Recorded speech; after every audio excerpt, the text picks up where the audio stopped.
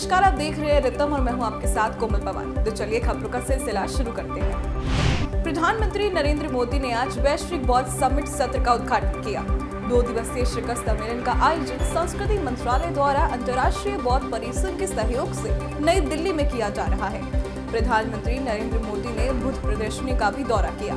इस सम्मेलन को संबोधित करते हुए पीएम मोदी ने कहा कि बुद्ध व्यक्ति से आगे बढ़कर एक बोध है, बुद्ध स्वरूप से आगे बढ़कर एक सोच है, बुद्ध चित्रण से आगे बढ़कर एक चेतना है। साथ ही प्रधानमंत्री नरेंद्र मोदी ने कहा कि अमृत काल में भारत के पास अपने भविष्य के लिए विशाल लक्ष्य भी है और वैश्विक कल्याण के नए संकल्प भी हैं।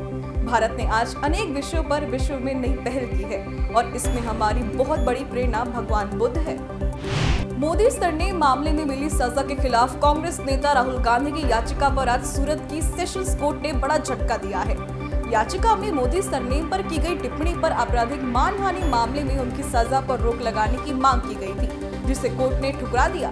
बता दें कि यह मामला 2019 के लोकसभा चुनाव से पहले एक प्रचार कार्यक्रम को संबोधित करते हुए राहुल गांधी ने मोदी उपनाम का उपयोग करके टिप्पणी की थी। इस मामले में गुजरात भाजपा के नेता पुनेश मोदी ने राहुल गांधी के खिलाफ मानहानि का मामला दर्ज किया था, जिस पर उन्हें 2 साल की सजा हुई। मोदी सरनेम मामले में कांग्रेस नेता राहुल गांधी को सूरत की अदालत से झटका लगने के बाद भाजपा ने उन पर निशाना साधा है। भाजपा प्रवक्ता संबित पात्रा ने कहा कि राहुल गांधी की सजा पर रोक न लगाकर न्यायालय ने दिखा दिया है कि वो किसी के दबाव में नहीं आने वाला है। संबित पात्रा ने कहा कि इस फैसले से गांधी परिवार का घमंड भी टूट गया है। इस फैसले से ओबीसी समाज में खुशी की लहर है। उन्होंने कहा कि राहुल ये मान रहे थे कि वो इस समाज को गाली देकर भी बचकर निकल जाएंगे, लेकिन ये उनकी गलतफहमी थी। केंद्रीय गृह मंत्री अमित शाह ने आज नई दिल्ली में शंघाई सहयोग संगठन यानी एससीओ के सदस्य देशों के साथ बैठक की अध्यक्षता की। इस दौरान एससीओ के सदस्य देशों के प्रतिनिधियों ने अपने देश में प्राकृतिक और मानव निर्मित आपदा से निपटने के उपायों से संबंधित जानकारी साझा की। बैठक में शामिल प्रतिभागी देशों ने 2023 से 25 के दौरान आपदा से उत्पन्न होने वाली आपात स्थिति के उन्मूलन में सहायता प्रदान करने के बारे में एससीओ के सदस्य देशों के बीच अपने समझौते को लागू करने से जुड़ी कार्य योजना पर भी चर्चा की और उसे मंजूरी दी। केंद्रीय सड़क परिवहन व राजमार्ग मंत्री नितिन गडकरी ने ऑस्ट्रिया के इंसब्रुक में अल्पाइन टेक्नोलॉजी मेले इंटर अपलाइन 2023 का उद्घाटन किया। इस मौके पर नितिन गडकरी ने कहा, भारत आने वाले 5 वर्षों में 1200 किलोमीटर लंबाई के 250 से ज्यादा रोपवे तैयार करने जा रहा है।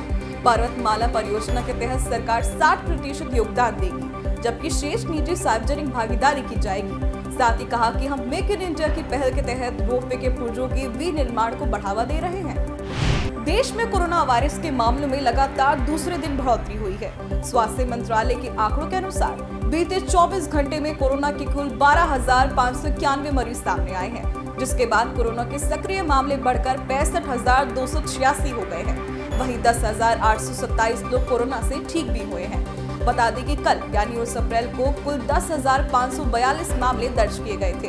18 अप्रैल को 7,633, जबकि 17 अप्रैल को 9,111 मामले सामने आए थे। भगौड़े अमृतपाल सिंह की पत्नी को आज अमृतसर एयरपोर्ट से हिरासत में लिया गया है। वह लंदन भागने की फिराक में थी, लेकिन फ्लाइट से बैठने से कुछ देर पहले ही उसे हिरासत में लिया गया।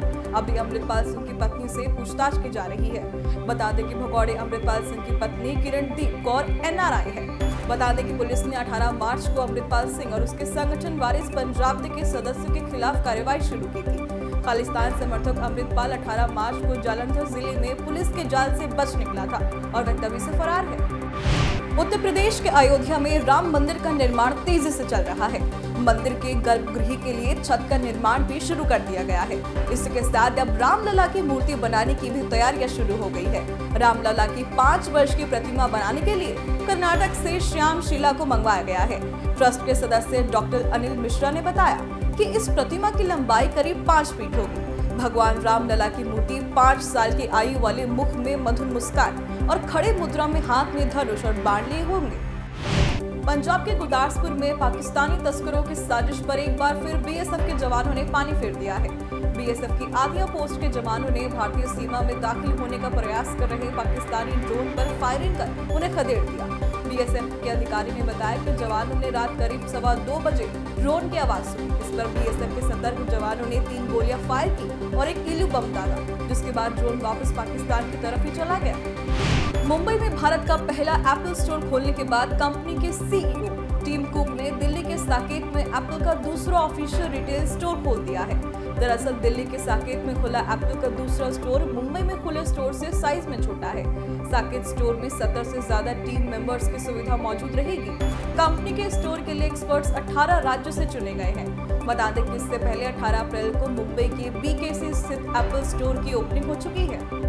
फोन निर्माता कंपनी एप्पल के सीईओ टिम कुक इन दिनों भारत के दौरे पर है। टिम कुक ने इस दौरान रेल एवं इलेक्ट्रॉनिक्स और सूचना प्रौद्योगिकी मंत्री अश्विनी वैष्णव से मुलाकात की। इस दौरान दोनों के बीच कई मुद्दों पर चर्चा हुई।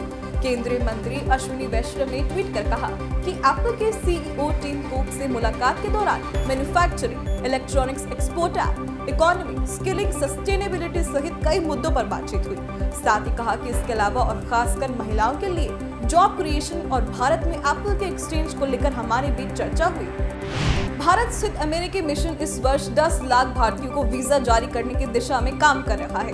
हैदराबाद स्थित अमेरिकी वाणिज्य दूतावास में महावाणिज्य दूत जेनिफर लार्सन ने इस बात की जानकारी दी और कहा कि हम इस बात से अवगत हैं कि वैश्विक महामारी शुरू होने के बाद से वीजा के लिए प्रतीक्षा अवधि काफी लंबी हो गई है और हम उन छात्रों, पेशेवरों और पर्यटकों के सामने आने वाली चुनौतियों को पहचानते हैं जो अमेरिका जाना चाहते हैं। साथ ही कहा कि हम इस मोर्चे पर महत्वपूर्ण प्रगति कर रहे हैं। भारत का सेवाओं का निर्यात लगातार वृद्धि दर्ज कर रहा है, जिसे लेकर सेवा निर्यात संवर्धन परिषद ने उम्मीद जताई है कि देश से सेवाओं का निर्यात 2023 से 24 में 400 अरब डॉलर पर पहुंच सकता है।